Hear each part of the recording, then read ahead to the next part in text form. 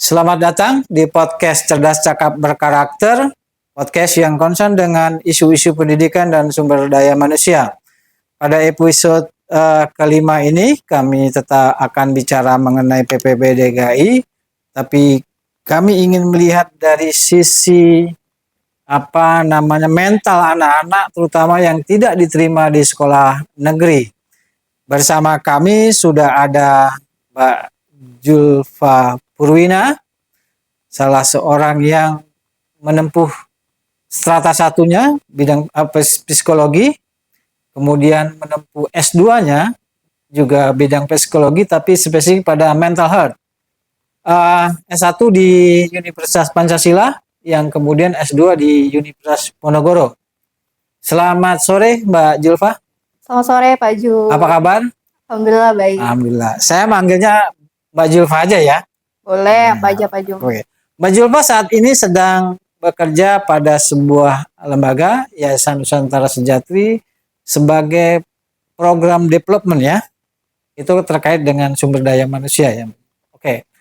Mbak Julfa, sedikit saya akan cerita bagaimana nanti kami ingin mendapat pendapat dari Mbak Julfa mengenai anak-anak yang kecewa dan sedih ketika tidak diterima di sekolah negeri. Jadi pada tahun-tahun sebelum PPDB, sejak dibergulirkannya sistem zonasi, yaitu sejak tahun 2019, itu PPDB menurut kami sebetulnya tidak berkeadilan dan diskriminatif. Ya kan? Ini terbukti kemudian bahwa banyak anak-anak yang kemudian kecewa dan sedih ketika mereka tidak diterima di sekolah negeri, padahal nilai akademisnya bagus, padahal jarak rumah dari sekolahnya tidak jauh. Itu sesuai yang diamanatkan oleh Permendikbud maupun petunjuk teknis yang dibuat. Saya bicara soal DKI, petunjuk teknis yang dibuat di Dinas Pendidikan DKI Jakarta. Tetapi kemudian bahwa sistem seleksi yang menggunakan jalur zonasi dan sebagainya itu ternyata juga tidak cukup efektif, juga tidak kemudian bisa menampung semua anak lulusan dari SD ke SMP maupun dari SMP ke SMA, karena memang bangku sekolah negeri itu terbatas. Nah, animo masyarakat untuk bisa mengakses sekolah negeri memang cukup tinggi, sehingga persaingan terjadi di sistem seleksi ini. Nah, saya mau ambil contoh misalnya Mbak Julfa ya. Tahun-tahun yang lalu saya bertanya kepada seorang anak kenapa, perasaan dia bagaimana ya kan ketika tidak diterima di sekolah negeri. Pertama dia bilang kecewa. Dia sangat kecewa tidak bisa bersekolah di negeri karena usianya muda. Dia kalah usia ketika itu. Nah, terus kemudian saya tanya lagi, masih ingin sekolah enggak? Dia katakan dia tidak akan sekolah kalau misal sekolahnya mahal.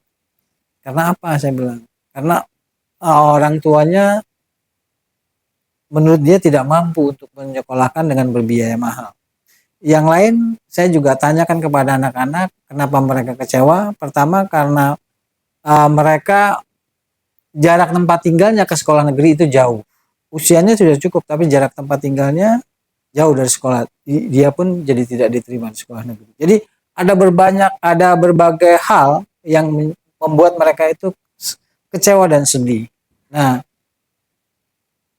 waktu itu kami ingin mencoba gimana kalau anak ini jangan sampai berlarut-larut kecewanya dan kesedihnya, sehingga akan menurunkan semangat belajarnya atau tidak termotivasi lagi untuk sekolah. Nah, dari sisi ini Mbak Julfa juga sebagai seseorang yang pernah berproses sekolah ya kan, terus berproses ikut seleksi PPDB dan sebagainya.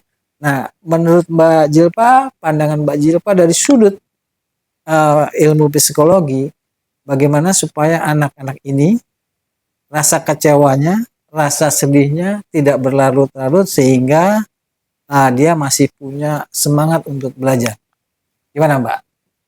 Oke, sebelumnya makasih nih Pak Jum Sama-sama. udah mau ngundang aku untuk ikut podcast hari ini gitu. Jadi aku sependapat tadi sama Pak Jum gitu bahwa permasalahan dalam PPDB ini selalu berulang-ulang kan. Betul. Gitu.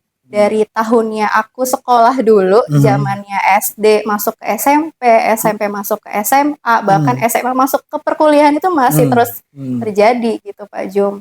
Ini mau cerita sedikit tentang isu PPDB. Zaman dulu itu sangat menyulitkan juga kalau dulu kan. Dulu kan itu bareng-bareng ya. Jadi kita pilih 3 sekolah. Betul. Terus juga kalau misalkan kita name-nya nggak cukup, itu ya udah kita nggak dapet sekolah gitu. Itu yang aku alamin pada saat aku mendaftar SMP. Akhirnya dapet SMP yang baru tuh karena dia kan butuh kuota siswa kan, gitu. Jadi bangku kosong lah. Akhirnya aku sekolah tuh di SMP yang baru. Sekolah swasta ya? Sekolah negeri Pak. Oh, sekolah negeri. Sekolah negeri. Tapi baru ya? Baru itu bangunannya ikut bangunan SD, bayangin. Dulu punya impian sekolah di SMP yang favorit. SMP negeri. Di daerah mana itu Mbak? Depok. Daerah Depok, oke. Masuk SMP favorit karena milihnya 3 sekolah itu ya mungkin salah pilih kali ya dulu ya. Akhirnya dapatnya SMP yang nggak sesuai sama ekspektasiku dulu. Akhirnya dampak psikologis yang aku alamin adalah perasaan gak berharga waktu itu. Jadi ini rata-rata ya anak akan mengalami perasaan tidak berharga. Kayak misalnya, kok dia bisa keterima ya di sekolah yang bagus, kok aku enggak. Itu kan apalagi anak-anak pada saat memasuki dunia SMP ya, sekolah SMP maupun SMA itu kan masuk ke masa remaja. Masa remaja ya. Betul ya. Jadi masa pencarian jati diri, emosinya masih labil gitu ya. Masih belum tahu nih gue harus ngapain ya gitu. Apa yang harus gue lakukan untuk bisa menghandle emosi gue pada saat itu. Akhirnya merasa insecure. Nah, dulu kan zamannya kalau masuk sekolah itu kan ngabarin ya lo masuk SMP mana, SMA mana. Dengan teman-teman satu angkatan di SD ya. Iya. Gue masuk sini nih. Nah, itu aku enggak gitu. Aku menghilang aja dari peradaban teman-teman aku yang lama karena merasa malu. Merasa nggak berharga, minder lah ya, merasa minder ya karena dapat sekolah yang baru itu tadi. Itu dampak psikologis ya pasti kan. Dan akhirnya juga bisa berdampak ke pada saat proses belajar di sekolah. Jadi motivasi belajarnya jadi menurun pada saat itu. Nah, tapi waktu itu karena punya support system yang baik juga dari orang tua, jadi ayah saya itu selalu ngasih omongan kalau nggak apa-apa sekolah di mana aja dulu. Nanti semester berikutnya kita pindah ke SMP yang di Depok yang lebih dekat dengan rumah. Itu waktu itu kan SMP jauh banget dari rumah tuh, perjalanan 30 menit Pak Jum buat sekolah SMP aja gitu. Nah, karena orang tua yang supportnya bagus, ngasih motivasi, akhirnya dengan sekolah di lingkungan yang kecil, saya waktu itu dapat ranking 3 di SMP gitu. Karena orang tua berpesan kalau kamu sekolah di lingkungan yang kecil, kamu harus menjadi besar di lingkungan itu gitu. Jadi itu yang saya tekankan sih. Oh iya, berarti saya harus bisa tuh seperti itu gitu. Nah, pada saat itu karena pindah ke SMP dulu kan di SMP 15 Depok. SMP 15 Depok tuh sekarang udah bagus banget Pak Ju. Sekolah favorit ya. Ya, kalau dulu sekolahnya numpang di SD, jajanan SD, nggak ada kantinnya. Karena masih baru ya. Nah, terus pindah ke SMP 1. Nah, ternyata ketika pindah karena udah merasa nyaman di SMP yang lama, itu juga muncul dampak psikologis juga gitu. Akhirnya jadi merasa nggak nyaman di sekolah. Dulu tuh zamannya bandel-bandelku tuh waktu SMP kan, bolos sekolah karena merasa nggak nyaman pindah ke sekolah baru gitu. Nah, itu banyak ya. Jadi kayak anak putus sekolah tadi yang Pak Jum sempat singgung di awal ya, nggak bisa sekolah karena biaya gitu. Banyak gitu. Dan support orang tua itu nomor 1. Oke, jadi apa yang dialami Mbak Julfa, kecewa ya, kecewa, sedih dan sebagainya karena tidak sesuai harapan yang diinginkan. Nah, kemudian saya anggap Mbak Julfa beruntung kemudian mendapatkan support dari orang tua, dukungan supaya Mbak. Nah, ini kan yang tadi seperti saya katakan, gimana triknya ya kan, secara ilmu psikologi, supaya anak-anak yang kecewa dan sedih ini tidak berlarut-larut terlalu lama sehingga dia tidak semangat belajar lagi atau tidak ingin melanjutkan sekolah lagi, ataupun kalau sekolah tapi nggak semangat gitu seperti tadi Mbak Julfa alami.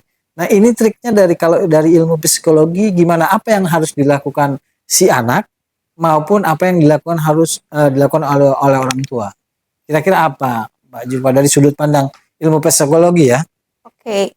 Nah, jadi kalau yang aku pelajari ya Pak Jum ya, waktu zamannya kuliah itu memang kita itu sistem yang paling terdekat sama kita itu adalah keluarga. Keluarga. Ya, jadi memang satu hal yang paling utama itu adalah keluarga harus punya support secara emosional, dukungan secara emosional ya, selain dari materi tapi emosional juga gitu. Misalnya nih Pak Jum ya, kadang anak-anak yang masuk dari SD ke SMP, SMP ke SMA itu sebenarnya ekspektasi orang tuanya itu tinggi kadang. Kamu harus masuk SMP negeri, kamu harus masuk SMA negeri gitu. Terus kalau misalkan anak itu nggak masuk SMP negeri ataupun SMA negeri, nanti anaknya disalahin. Itu kan gara-gara kamu main HP terus tuh gitu, atau kamu malas belajar, main terus. Itu sering kan Pak Jum ya. Maaf saya potong. Ekspektasi orang tua yang seperti itu menginginkan anaknya sekolah negeri itu sebetulnya tepat atau tidak tepat dalam?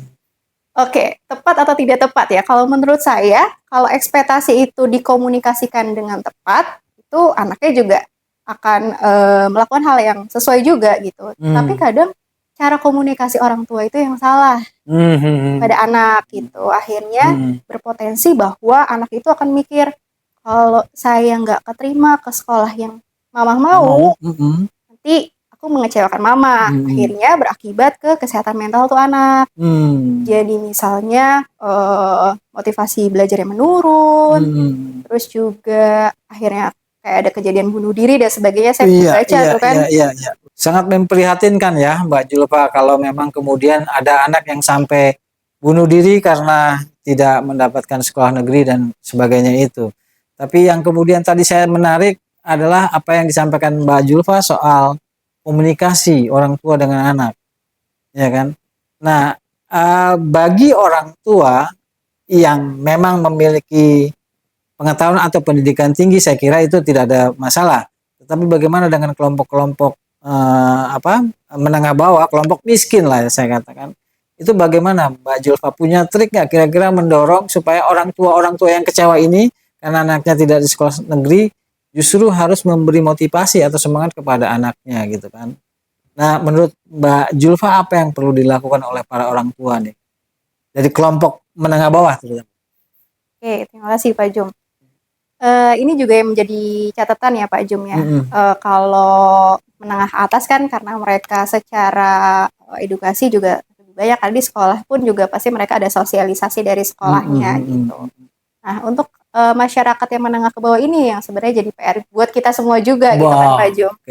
Nah, khususnya untuk mereka kan apalagi masuk ke kita kan di era digital nih Pak Jum ya, dimana anak-anak itu nggak mungkin nggak punya gadget gitu. Jadi kalau saya sebagai anak generasi Z, saya tuh pernah mikir ya harus ditingkatin platform untuk layanan kesehatan mentalnya gitu, khususnya untuk anak-anak dan orang tua.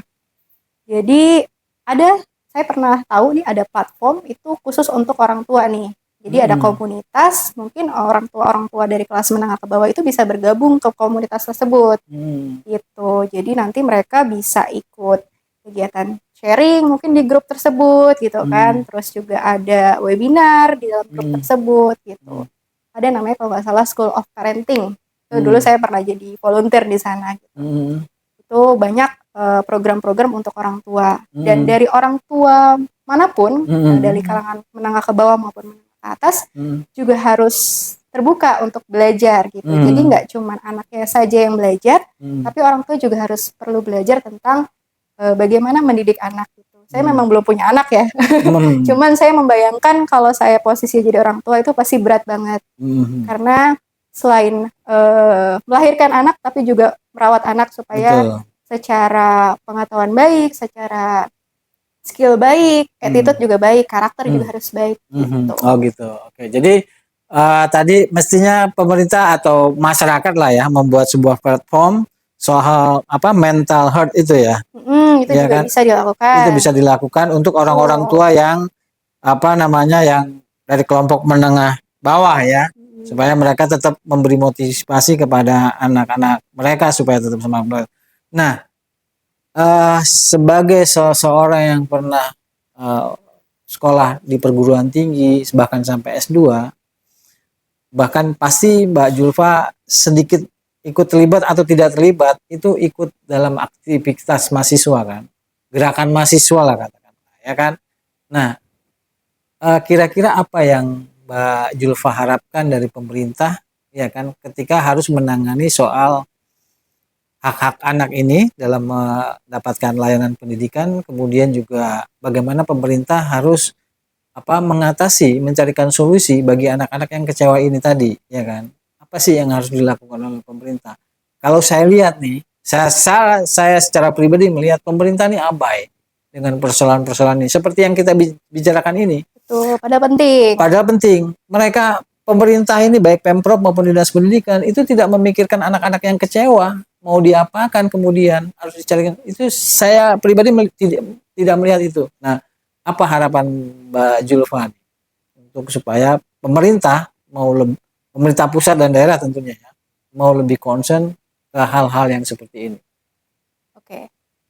Tadi ya Pak Jum ya. Jadi saya berharap pemerintah mulai aware gitu karena dampak psikologis yang dialami anak-anak pada saat sekolah itu akan berpotensi pada saat nanti dia bekerja. Gitu. Itu saya melihat beberapa teman-teman saya gitu atau bahkan dari diri saya sendiri itu pun juga saling berpengaruh gitu. Makanya kenapa pemerintah juga harus mulai aware ya dari situ gitu. Jangan mikirnya oh itu permasalahan yang bisa diselesaikan sendiri secara kekeluargaan gitu ya, nggak perlu dimonitoring dan sebagainya, tapi itu sangat penting gitu.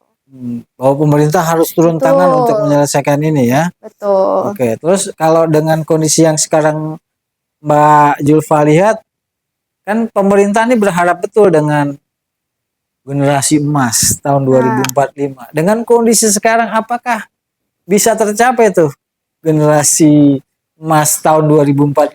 Bisa dong. Bisa ya? Bisa. Harus saling berkolaborasi lah semuanya. Apalagi dengan pendidikan kita kan yang notabene masih banyak problem-problemnya gitu Pak Jum. Oke. Terima kasih Mbak Julfa. Terima kasih Mbak Julfa atas partisipasinya dan kesediaan waktunya.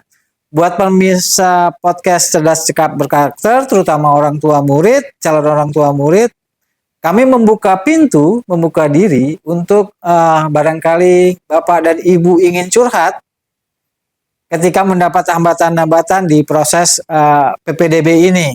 Tetapi memang kami tidak menjanjikan untuk mencarikan solusi curhat dari Bapak dan Ibu, Pak, tapi paling tidak kami ingin mendengar keluh kesah Bapak Ibu ketika kesulitan menghadapi proses PPDB ini. Suara ini mungkin bisa kita sampaikan nanti kepada Dinas Pendidikan atau Pemprov DKI Jakarta agar lebih baik dalam mengurus soal pendidikan. Saya kira itu. Terima kasih. Sekali lagi terima kasih Mbak Julfa. Terima kasih. Selamat sore.